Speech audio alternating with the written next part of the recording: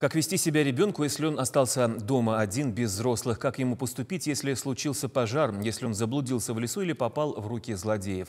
Через сказку познакомить детей с правилами безопасного поведения постарались в Чувашском драматическом театре, где состоялся показ музыкальной постановки «Секрет волшебной комнаты».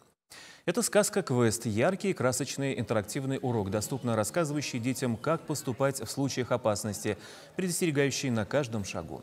Во время просмотра маленькие зрители вместе с актерами окунулись в сказочный мир, где они перемещались из обыкновенной комнаты в таинственный темный лес, в далекую галактику и сражались со свирепым драконом. С каждым испытанием героев дружба становится крепче, страх перед неизведанным все меньше, а любовь к родному дому теплее и глубже.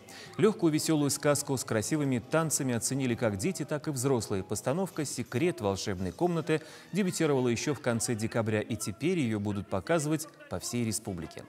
Режиссер спектакля, заслуженная артистка Чувашии Наталья Сергеева, подготовила сказку на русском языке специально для показа в школах городов, сел и районных центров.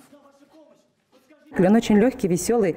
Конечно, чтобы завлечь детей, мы используем разные красивые танцы, современные танцы, чтобы дети вместе с артистами танцевали, пели, веселились и в то же время получали для жизни необходимые знания. Любая категория от 4 лет, даже с 3 лет, мне кажется, будет очень любопытный спектакль. И мы ждем детей садиковского возраста, школьного, младшего школьного, дошкольного, всех возрастов. Даже взрослым будет, я думаю, очень интересно смотреть.